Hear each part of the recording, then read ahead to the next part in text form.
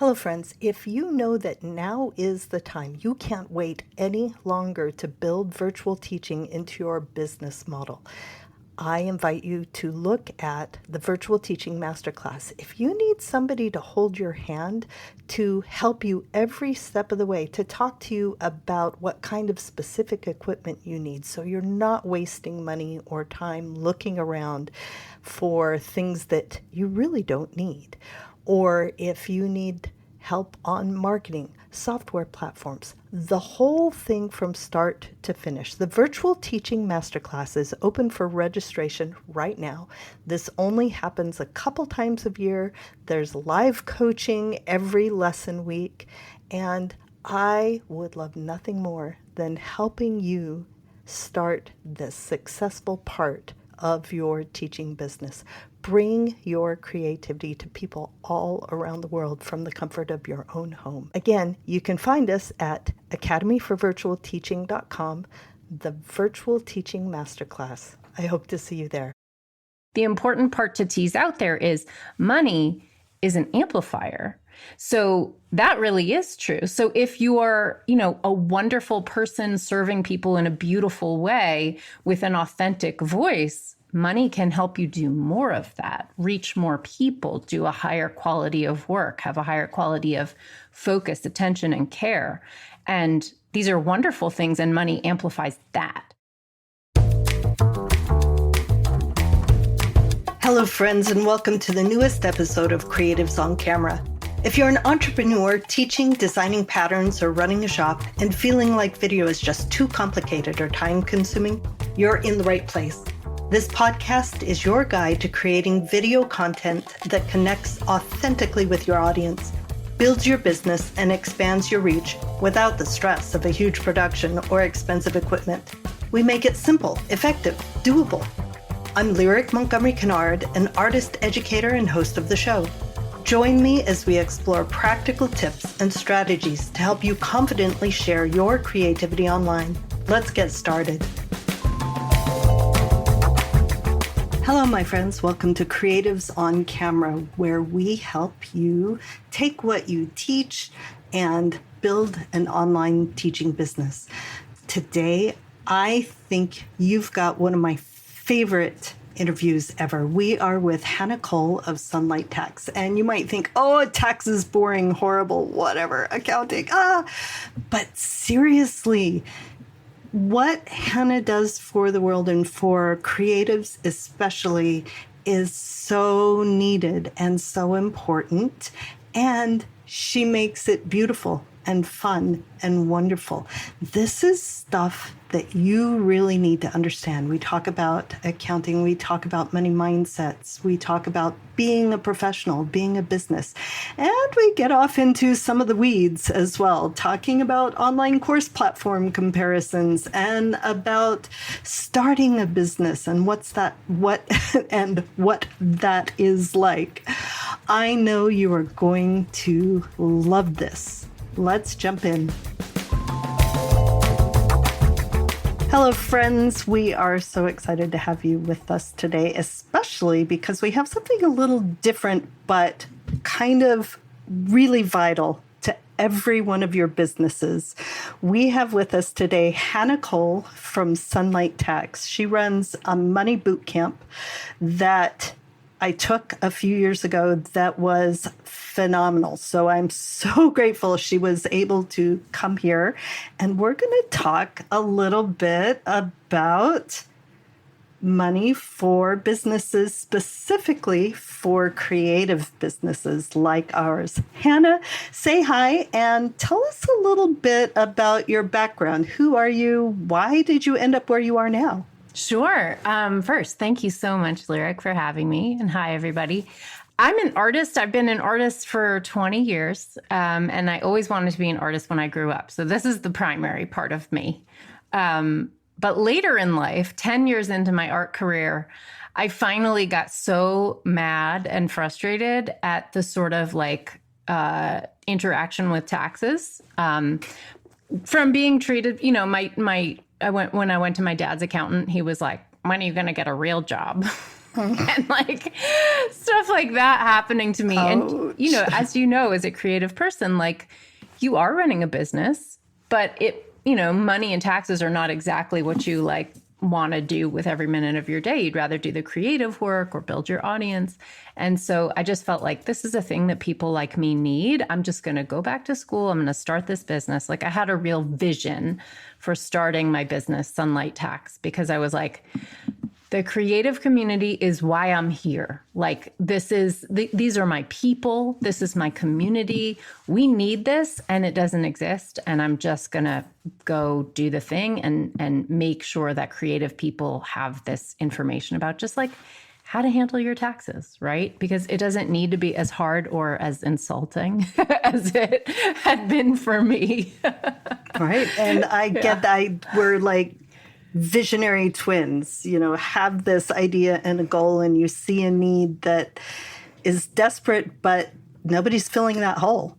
Yeah. And so you set out before you started learning how to do the thing. You knew you wanted to do the thing. Totally. And isn't that the magic? I mean, like just for the why driving all of us, like me with Sunlight Tax, you with your teaching academy, like isn't that what we do that's magic about us? Is like we have that vision. We see the thing and we're like, I know the road there might be rocky, but I'm going to figure it out and I'm going to make it happen. Like that to me is the magic of being a creative person. Absolutely. Yeah.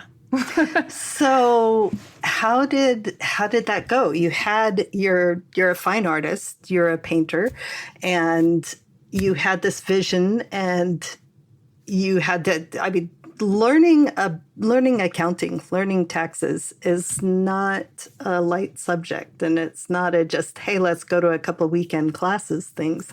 What is the journey you took to where you are today? Sure. Well, it went really all the way back to school. I enrolled at Brooklyn College. I was living in New York at the time. And yeah, so just like started the training from ground zero. And I think what I like about that is just like, I actually really experienced needing to do my taxes from the position of knowing nothing about it and being really confused and not being able to find the information. So I think where that served me well is that, or helps me serve others, is that like, I know what's confusing. I know why it feels so horrible. And like, I'm really trying to solve for that. Yeah, you've walked the walk. Understanding the problem that you are solving for your people that you serve is kind of core to everything we do. Absolutely. And it's a lot of like building the business Sunlight Tax has taught me so much about running my business as an artist. So I have a million lessons in that. And yes, understanding your audience and the need that you're serving. I think sometimes we get a little disconnected from that as creative people, but that is equally important, if not primary. So, yeah. Yeah, right. And it's interesting that you learn this lesson for one part of your life, for your business, and you work at it and you get better at it. And even though you have all these interests and ideas for other things you really want to be doing too, as well, in addition to, you learn it for that one part, and it applies and helps you build and succeed at the other parts of your life and your businesses. Yeah, absolutely. That is the thing. Let's talk just a little bit. You do a lot about money mindset, as well as very, very, very practical information for artists, mostly in the United States, but a lot of the information is just general good information, accounting practices, and I love your savings and money mindset kind of things. If you were talking to an artist who has always just been like you were, I don't know what to do with this. I don't know how to manage my taxes or just in general, my money. Where do you start with them? What do you see as their biggest problem that they need to fix, or the mindset that they need to work through and change? Yeah. I think one of the mindset things that can be so deep you don't even realize it's there is having a negative attitude about money at all. Like just identifying if that is true, because I think a lot of us, it is kind of true. And there may be little indicators in language that you use. If you use the word sell out or eat the rich, or, the phrases like that kind of reveal like, oh, the rich are over there. I'm not part of that. I don't want to be a part of that because there's something negative there. And especially for creatives, it kind of feels like as soon as you tie money into it, that word selling out, right? That you're becoming commercial instead of authentic. For sure. And I think the good news is these things can be teased apart. They don't sure, there are a lot of jerks who are rich. Like, that's true. But there's jerks who are poor too. Like, it's not the richness that makes someone a jerk. They just have a bigger amplifier. And I think the important part to tease out there is money is an amplifier. So that really is true. So if you are, a wonderful person serving people in a beautiful way with an authentic voice, money can help you do more of that, reach more people, do a higher quality of work, have a higher quality of focus, attention, and care. And these are wonderful things, and money amplifies that.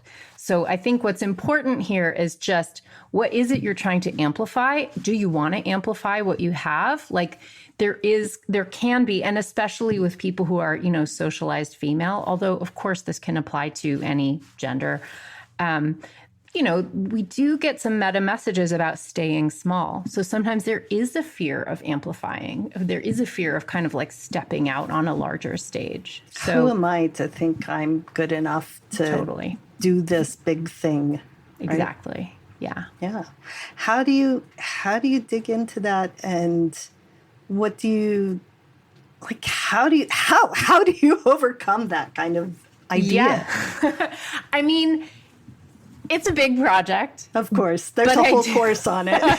Tell me the whole course in 30 seconds or less. Yeah, but I do think at the core of it is, what is your vision? Like, what is that vision that you have for the thing you want to do in the world, whether it's the people you serve, the way you want to serve, the objects or the teaching you want to serve with, the connections you want to build.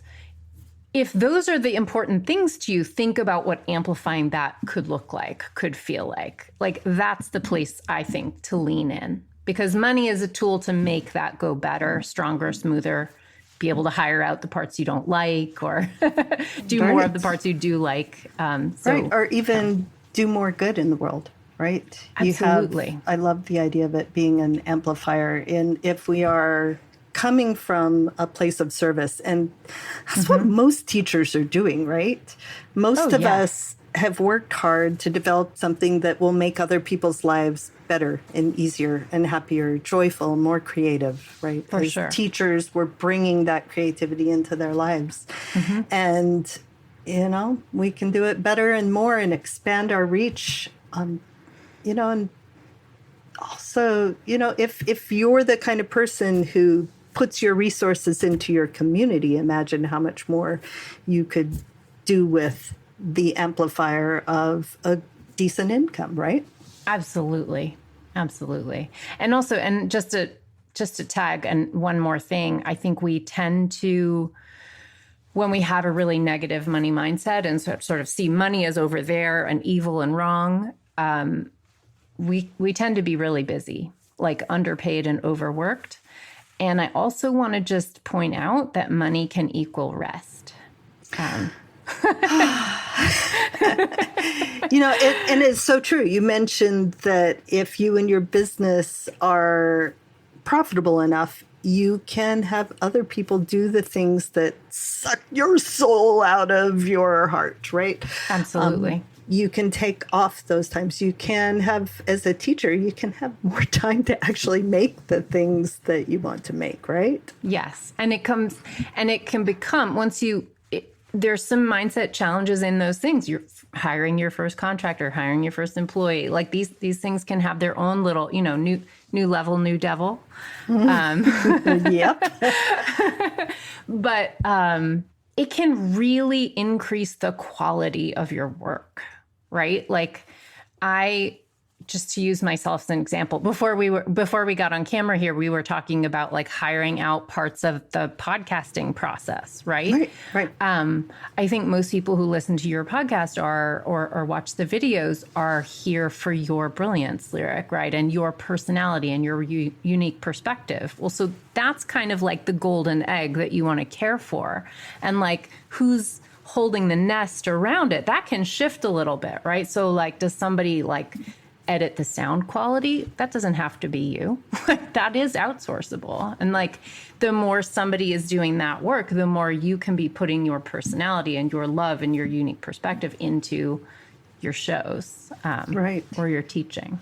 So. And now it is not easy and carefree to get to this point as well. There's risk involved in taking some of the income you're bringing in to send it out for other people. But it allows you to pour more time into the things that only you can do, right? At the same time, there are phases of building a business, right? Mm-hmm. There's the time when you've got your systems working, you've perhaps got other people taking some of the load off. It's never super easy all the time. But before that, while you're building, for instance, when you are first learning how to do your filming or learning taxes and accounting, and then the time where you're building and trying to reach your audience, building the course in between of that, and then getting out to people, that building phase is a boatload of work, and it can be exhausting, and you have to keep, it's the thing where overnight success takes about 20 years, right? Oh yeah.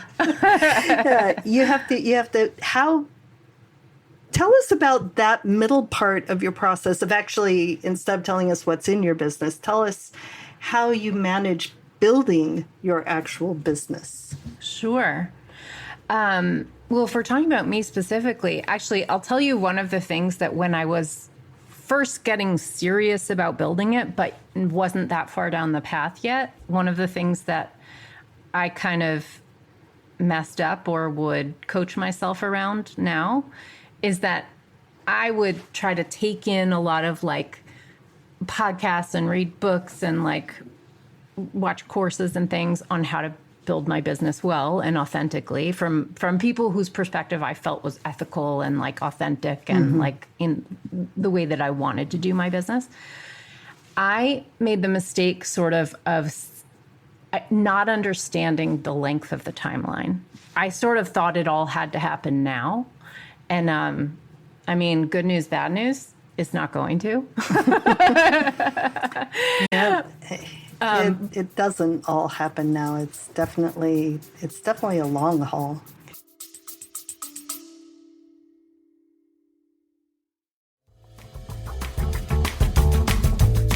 Let's talk about teaching online.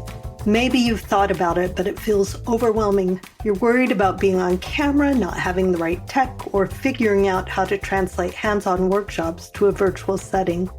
I've been there, but here's the truth. You don't need to be a tech genius or have a big audience to make online teaching work. That's why I'm inviting you to my free Virtual Teaching 101 webinar. I'll show you how to take what you're already doing and turn it into online classes that reach students globally, all with minimal equipment and simple steps. When I made the switch, my income per teaching hour jumped by 7 times compared to in-person workshops. And I'll show you exactly how it can work for you too. Spots are limited, so don't wait. Sign up now at academyforvirtualteaching.com and let's get you started on this incredible journey. I'll see you there.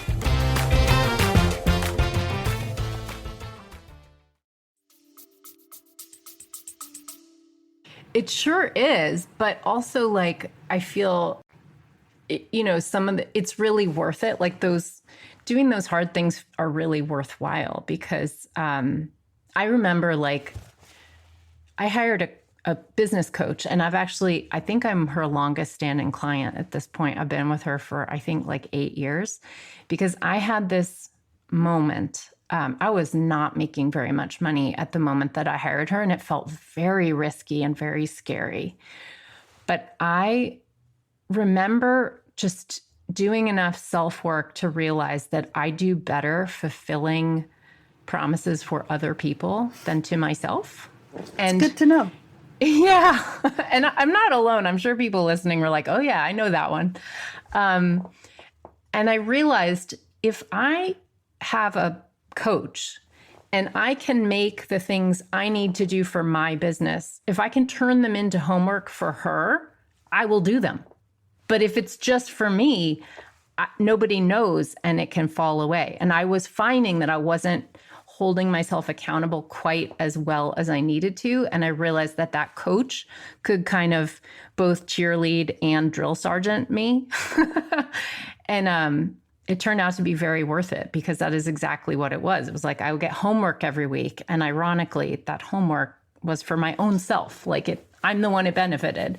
But I was like, I've always been a good student and good at getting an A. And I was like, okay, I'm going to get an A. And it was awesome, because like finally I was doing it for me. So. Right. Yeah. Very good. Your business is an online course. Mm-hmm. Tell me the other parts of it. Sure. Yeah. So that is my primary Offering. My primary offering, and my it's where I pour all my love, is this program called Money Bootcamp. It is sort of multiple videos, and there's also like a spreadsheet bookkeeping system that is included with it. So that's kind of, and then like a live quarterly session about how to calculate and pay your quarterly taxes. And yeah, so that's the primary. I have some free things that I offer to sort of like build my list, like offer a valuable thing and get people kind of into my universe. And it's a higher end course, right? So mm-hmm. It is offered on the launch model, I believe, right? Yeah. Mm-hmm. So you're always offering something to get people into your system, into the top of your marketing funnel. And then mm-hmm. you offer a free webinar or something to bring people in and really show them the value of what you have to offer, which then leads to a time-limited opening of the course. Am I correct? Yeah, that's exactly how it works. How did it take forever to get that going? I mean, in a way, it evolved over time and it's improved over time. Right, as we do. Yeah. I mean, originally, like the evolution of it is that I started out, my original thought for Sunlight Tax was, I'm just going to do artist taxes. Like that's what I offered. You're just going to do it yourself. Yeah. And turns out that is a pretty rough business, because it is hard to do. It is hard to do the amount of diligence that is like literally required by my license with the IRS. It's also not scalable. No, and it's a commodity. So, I mean, that's sort of an economic term. If you're not familiar, like a commodity is something where like there's like a floor, or like the price is kind of like not able to you can't charge that much for it. Like people have an expectation for like a price ceiling on a tax return, because there's H&R Block, right? And there's TurboTax. And these two organizations kind of set the mindset of all customers, where they sort of are like, well, I shouldn't have to pay more than I would pay H&R Block. And you're like, yeah, okay. But except that they're like a huge corporation that like can lobby Congress to actually like change tax laws. And I'm just a practitioner. Like we're really different. So I realized that it's just incredibly hard to be profitable. Yeah, trading hours for dollars is, I mean, it might fulfill you. It's like teaching a class in person, right? It's amazing and lovely and wonderful and rewarding, but you only have so many hours. For sure. Yeah. I mean, even teaching a class is a little more scalable because you're teaching multiple people, right? The mm-hmm. sort of really not scalable version of that would be one-on-one teaching, right? So if you get a classroom. Private coaching. Yeah, exactly. But then, of course, like you can expand out where like if you teach a recorded video, it's sort of unlimited and unbounded mm-hmm. by time. right? But And pre-recorded things on demand can be evergreen and expand as much as you want them to, right? for sure. They're never, like, I hate saying entirely passive income, right? Because you're either creating content or you're telling people about the content, right? You For have sure. to, you have to do both no matter what. Oh yeah, I find that people kind of like sell that stuff as passive income, and there's nothing passive about it ultimately. But it is scalable and far more profitable than Yes. trading your dollars for hours. Absolutely. We love to ask people who have online teaching of any type what platform you use and how you like it. Sure. I want to ask you back. I use Podia, which has been around for a little while. They're one of the smaller, like not a mega platform like Right. Kajabi. I've been flirting with a move to Kajabi for a long time, but I keep not doing it because I have so much Kajabi is set up. very expensive as well compared to Podia, Yeah. right? Are you happy with Podia? Well, I'll say this. I'm mostly happy with them, but they have one feature that I like literally keep bothering them. Like, please, would you change this? Please, please, please. And it's been years and they're clearly not going to. What I really dislike about Podia, and otherwise I really like them and think they're great. But the thing that bothers me is that they don't let you group things into modules. It's just a huge laundry list of every little thing that's inside your program. And I have kind of a big program and it's about an intimidating topic. There's a lot of lessons there. People log in the first time and they see like 100 things down the side and they're like, oh my God. And they feel overwhelmed. And I think I probably get refund requests because of this feature in Podia. Interesting. If I could just say, unit 1, unit 2, unit 3, I think that wouldn't happen to people. I think psychologically they'd be like, okay, cool. Yeah, I see the path. visually. Yeah. Yeah. So that's my complaint. But I think what I do really like is that, it has a lot of features. I personally want the control of building my own landing pages and my own forms and doing my own email marketing. I don't want to pay for all of that stuff through my teaching platform because I want to have the control. But you can. Those features exist in Podia if you need them, if you're like really early days.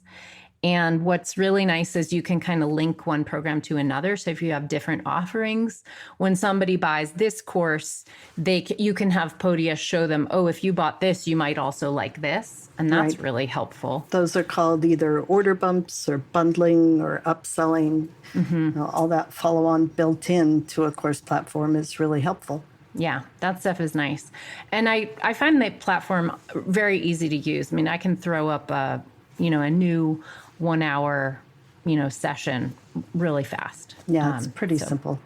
So I like it for that. I've had people who like have to wait for somebody who's a contractor to like do some programming before they can make updates. I'm like, oh, that's for the birds. I don't want any of that. Definitely not.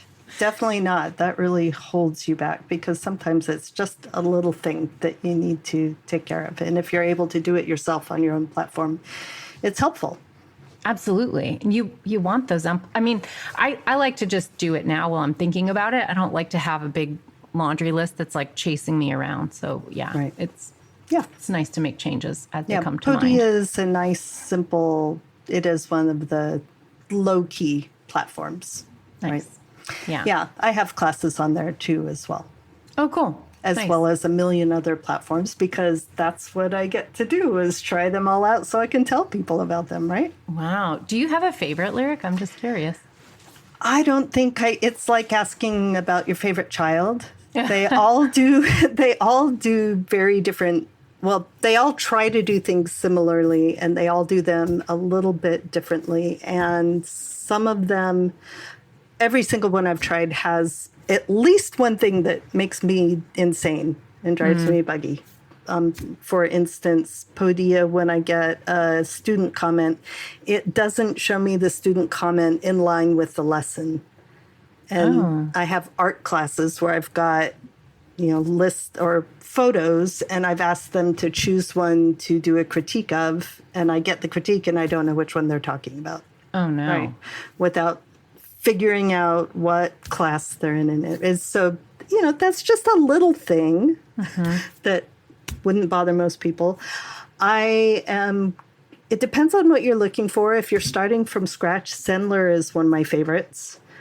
You can build, and it's kind of an all-in-one. You can build a full-on website that is as customized or simple as you want. Pages, whatever, blog can be on there. It's got the online course platforms, which do have modules in them. But it also has whole marketing funnel systems and webinar systems. It has live Zoom built in and calendaring systems so you can do live coaching. They just added a community feature that actually looks like it might be pretty good. And email marketing. So it's kind of an all-in-one. I also use, for the Academy's private membership, we use Mighty Networks. Okay. They started out as a community platform, and then they added in courses. So I have yet to see anybody who does community better than they do. But on the other hand, they don't really have email marketing. You can't really edit the landing page like you want to, and their payment processing systems I find them very clunky. I mean, I have a lot of classes where I want to offer on one page this price and a payment plan if you want to, and then I do social justice pricing, so I want different pricing levels all on one platform, for one course. Yeah. And that's hard to find. Anyway, we're kind of off topic a little bit, but not really. Sorry, that was me. This is what we do in this podcast. How the sausage is made is part of what this podcast is about. We love going down the rabbit holes this way. This is really good. Let's get back though to let's talk about some of the tax implications, some of the money management things. What is the shortcoming or the mistake that you see most often with the creatives who come in and work with you? I think probably the biggest one is just kind of not having it front of mind enough that what you're operating is a business. If you start a lawn mowing company or there's a lot of things that are straightforwardly business, and the people who are operating those things, they are well aware that it's a business. But I think a lot of people like us start to do a thing out of passion. And of course, that's who I want to serve. That's who I love hanging out with. Like, those are my people. I am that way too. But it's really important to recognize that when you're doing that, your best tax treatment comes when you are operating as a business, not something else, not a hobby, not a nonprofit. So, those have their role, but they're generally not what a solo person is doing. And so really putting it in the front of your mind, you are seen by the IRS as a business. Even if you don't quite fully realize you are a business, that becomes a framework that helps you kind of put in, so these are deductions on my taxes that I'm spending money on here. Like, I should be tracking these. Or, I need a separate bank account because that's going to actually help me manage my money in a more understandable, clean way. A lot of one of the sort of technical mistakes that people make, not because they're, lacking, just they don't have the information, is that opening a separate account for your practice, for your business is key. It's like a key first move, because when you do that, what it unlocks is it creates a record for you. It becomes the basis of your bookkeeping. So once you have a separate business bank account, now you can deposit all the money that you make from that activity into that account, and you spend your expenses, your deductible expenses, out of that account. And now if you just think about what that bank statement looks like that you're creating, everything going in and coming out is business. And so now it's all clean. And now you don't have that nightmare that I used to have when I started out of printing out my bank statements and going through them with a highlighter, shoot, I think that trip to Lowe's was for our business. I'm not sure, you know? Right. Right. I think there's something that switches in your mind too when you go from I'm just trying this side gig out to I'm a business person, right? Treat Absolutely. yourself as a professional and act accordingly. Absolutely. And also, I think it feels like there's gatekeeping around businesses. But I just want everyone here to know that from the perspective of the IRS, you've already started. Like, you're already in business. There's no like, oh, I'll be a business, I'll be official when this special magical moment happens. That's actually not how it works with your taxes. So they can treat you like a business even if you're not a registered sole proprietor or LLC. Correct. The IRS does not require any registration. It doesn't require an LLC. It doesn't even require business insurance. Like, all those things that are shoulds on your list, not required for the IRS. And also, just like, think about it for a moment from the IRS perspective, and it will unlock something for you. The IRS is not looking to say, oh no, hold up, not yet. The IRS is the tax collector. They're looking to say, oh yeah, you're already in here. Come on in. We'll take the money, right? Like, we're going to take our cut. So the IRS is tracking you instantly, and it's much better for you to know that than to be like, oh no, but I haven't formed an LLC yet, or I haven't, filed a DBA. Like, no. You're a business before any of that stuff happens to the IRS. So it behooves you to know that, and then to actually take advantage of what you get to take advantage of, which is completely tax-free expenses of running your business, which is kind of an amazing benefit. Right. And it's like I said, there's a whole long hundreds of lessons course on this because there is really so much to learn. But some of those simple things, tracking your mileage. When I took the money boot camp, there were a couple things that I didn't realize could be business expenses for artists. And I love what you do because you're working specifically with creatives, right? So there's things that your regular accountant is simply not going to be aware of. So there were a lot of things I was like, oh, I did not know this was a write-off. Yeah, it's so good to know. And in fact, the IRS is so generous. I know we're really kind of fed a narrative. I'm not going to get political here, but there's a narrative coming at us that says taxes are bad, we should hate them all. In fact, like, it is in the general interest of the country for your business to thrive. And really, truly, your taxes are set up to help you thrive. Your business is prioritized because by giving you all these tax-free deductions, by allowing you all kinds of things you didn't realize you were capable of doing, like startup expenses of starting the business before the date that you actually start your business. In other words, the IRS has a retroactive category for you. Like, amazing. Did you know that? Like, a lot of people missed that one. So it's really good to know how it works because there's all this stuff that people don't take advantage of that they could be saving money with. Which is probably a good moment for me to just pull out this little visual that I have. Is that all right? I realize absolutely. That people on we'll the describe podcast, it.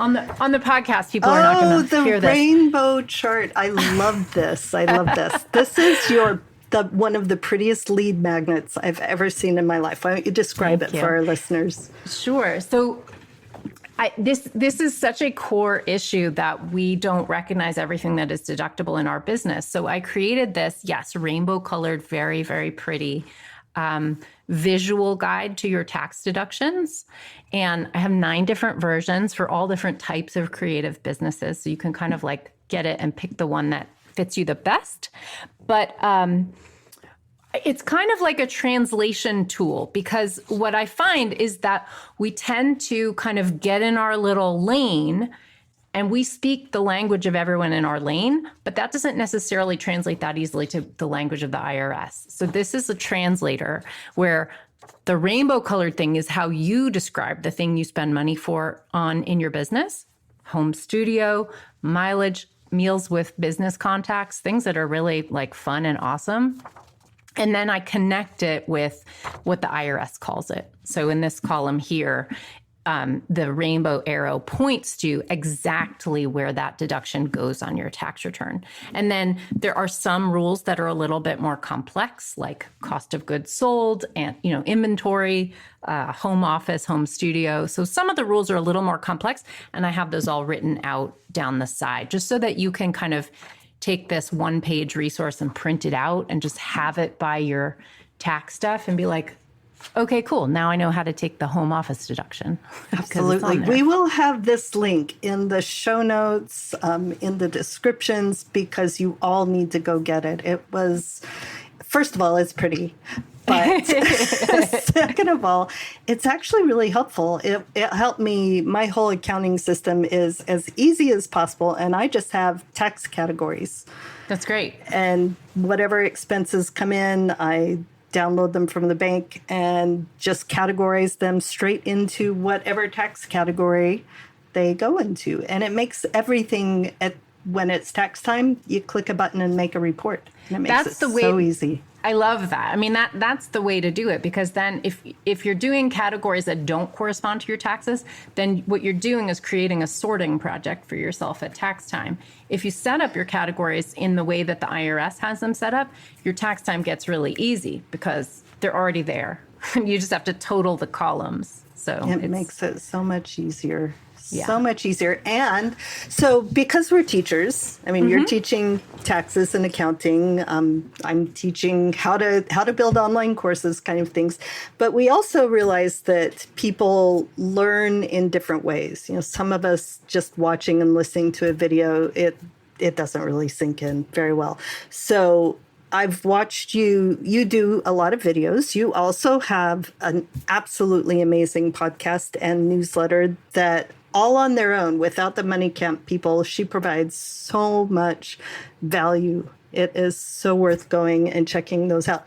But you have something really cool in the works this year. Tell us about your book. Sure. Yeah, it's so exciting. So, I can't believe I wrote a book, but I wrote a book, and I'm currently working on, but by the time you listen to this podcast, it will be done, a workbook that is a companion to the book. The book is like the learning, and then the workbook is the doing. But yeah, it's called Taxes for Humans. Simplify your taxes and change the world when you're self-employed. And I'm so excited about it because it's just taxes as I wanted to learn them. It's like you don't need to know anything about taxes or money going in. It doesn't assume you know anything. It just kind of teaches you in a very judgment-free way from creative to creative. And just speaking of different styles of learning, this book was the occasion for me to do a thing I have wanted to do for a long time, which is to create visuals for a lot of tax concepts. As all of you know who do this kind of thing. Are we talking to an artist? Yes, they are so hard. It's the hardest work in the book.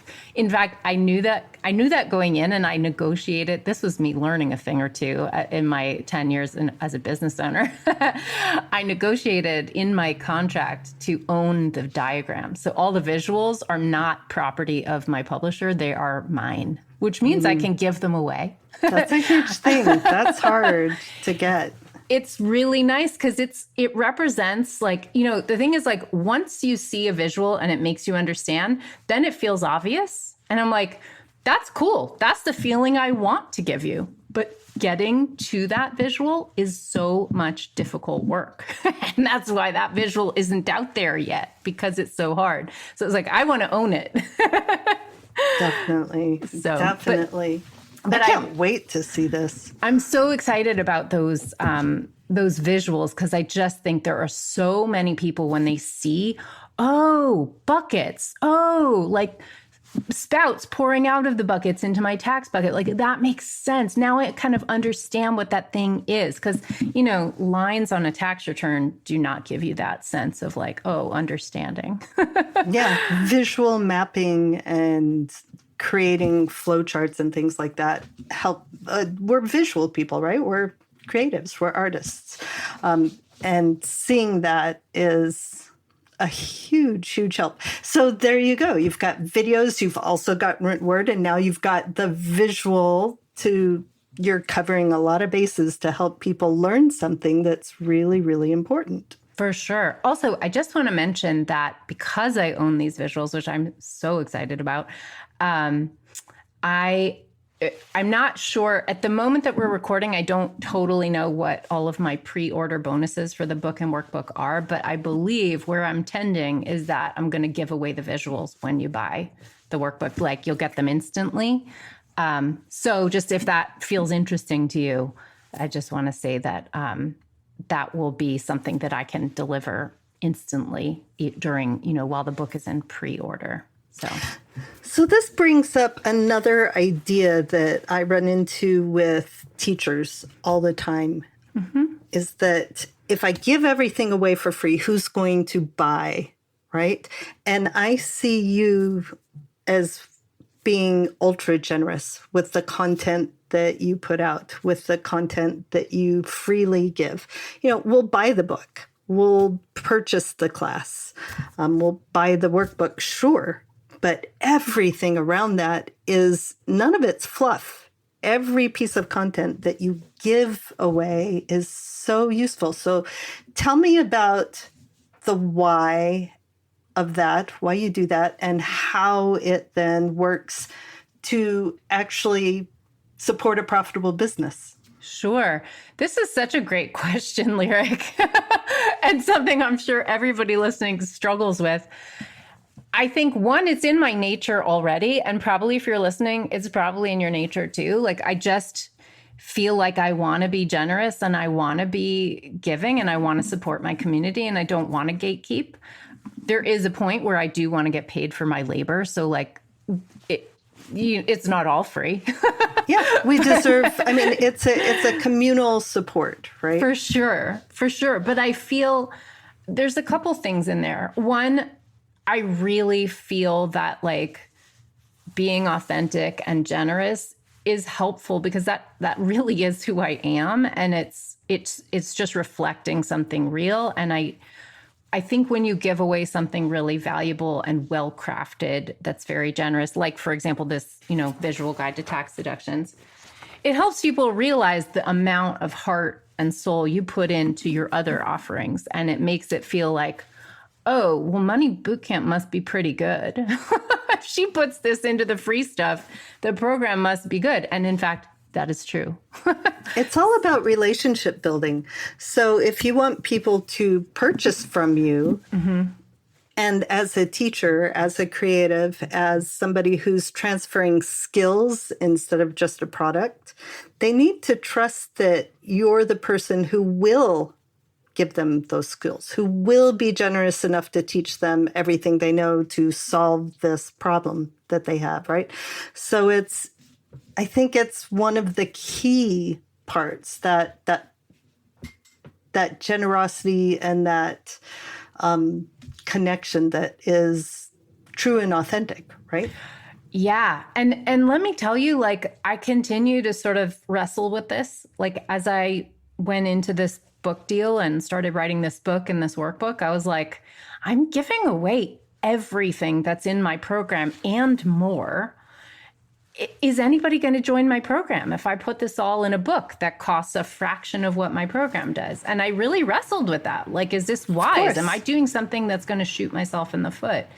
And I guess I thought, one, I want my legacy. This book is sort of a legacy project. And I was like, I just want it to be amazing. I don't want to have held back in this book. And the fact is, whether or not it's repeating stuff that's in my program, like, I want the person who buys this book to feel not like they're just getting sold my bigger program. I want them to feel like they got the thing. And so I really wrote the book like, you're getting the thing. Not some like first step towards the larger thing. But the thing that I had to really come to terms with there is that it's not necessarily the same person, right? Someone who reads the book is committed and who is not going to join the program. This is someone who is committed to reading every word and doing a lot of work on their own, because, I'm teaching you how to set up a simple spreadsheet bookkeeping system, but I also have that already built for you if you just want to pay for me to have already done all the work, right? So like, these are two different people. So you can also look at it. We always use the music metaphor. Like you overhear music that your neighbor's playing or somebody around you over the speakers, right? And you find music that you love. And then, back in the day, we would buy the CD or the album, right? And without first having heard it, or I guess we pay for the streaming, we do, don't we? But without having heard that, why would we spend a boatload of money for a concert ticket when they come around? And I feel like the live programs that they get, listening to you on video or attending one of the live webinars that you host is a completely different experience from the book. Sometimes you might have a chance to answer a question, or it's about the human connection part of it. A book is amazing, but a face is a whole different kind of connection. Totally. I agree. And also, like, that book is going to be able to get into corners of the country that I can't access or don't currently have access to. It'll get passed from someone to another person. Somebody will check it out of a library. People will discover my work who don't have access to it now, or who I'm not reaching now. And some of them, the book will be the end of it, and that's okay. And some of them will be like, oh my goodness, I love the way that she teaches. Let me check out the program. I have seen people come to conferences with a book held to their chest, just like vibrating with excitement to take a class from the teacher that they have the book with. I love. So it happens. I think they feed each other and they build on each other, and I don't think it takes anything away. I'm excited for your book. I can't wait to see it. And again, we'll put links in the show notes. Well, Hannah, this has been, I wish we had another hour. This has been so full of really juicy content. I like to throw out a quick question at the end and ask people just for fun, because we're all creatives here and you can answer anything you want. What is the last thing you made? Well, that's a little bit of a rough one because I lost my studio in Hurricane Helene. Right. It doesn't have to be arty or whatever. Yeah, whatever. Yeah. Let me think. Well, you know what? I'm preparing to make something this weekend. Ooh. So maybe I'll talk about that. There's a mega sale happening at my local art store. And I went out and bought some silk screening supplies. And so I'm really like feeling free about it. I'm going to involve my kids and just set up a silk screening station and try printing stuff. I don't even know what I'm going to make. Maybe it's going to be bookmarks. Maybe it's just going to be random, strange things. Mm-hmm. But I'm very excited to just like set up a silk screening station and kind of experiment a little bit. I haven't been in that playful mode in a long time, so I'm really looking forward to that. Right. Yeah. And on an aside, I want to thank you so much for the goodness that you have put into the community. You're in Asheville, North Carolina, where Hurricane Helene just wiped out the entire River Arts District. So many studios were devastated, including yours. And it's so heartbreaking. But we watched you and your media presence share the generosity of people outside and around. You funneled donations to the locals who you knew needed them immediately. So I believe so much in the love and the generosity that you put out there. It all comes back. It all comes back to you. And you have so much that is on its way back to you.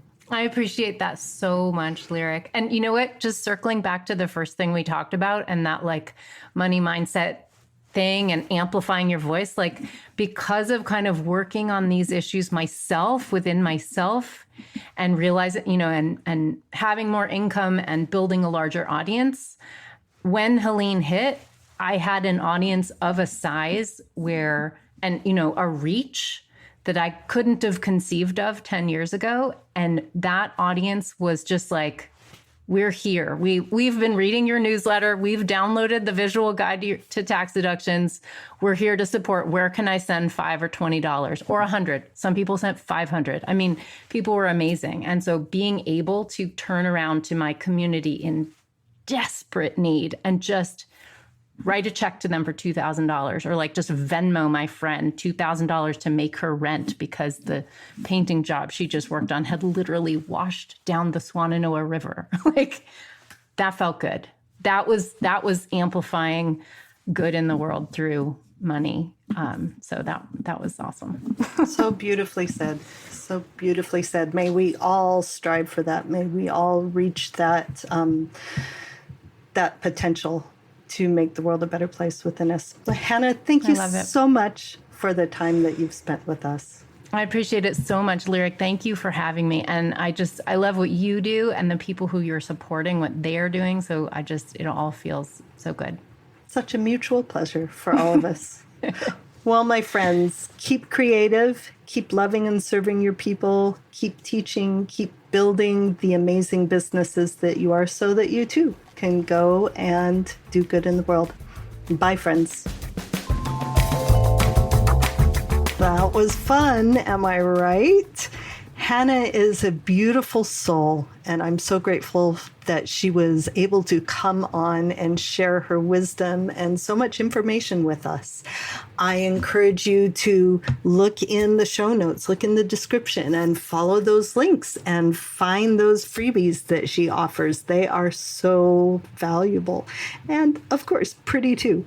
And while you're at it, if you would like, subscribe if you're watching the video, share the podcast with your friends, especially write a review. It goes so far to helping share this world and get the ideas that we are sharing here out to a broader, bigger, more beautiful audience.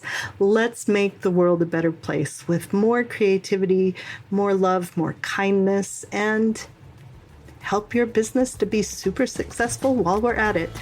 Stay creative, my friends. Thank you so much for joining me on Creatives on Camera.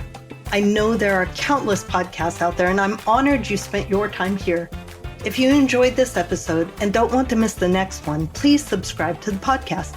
Then, if you'd like to stay connected and get even more tips on teaching, marketing, and video creation, sign up for my email list at academyforvirtualteaching.com.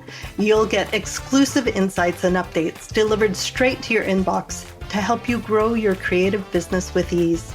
Lastly, be sure to check the show notes below in the episode description for links to everything mentioned today. And I'll see you in the next episode.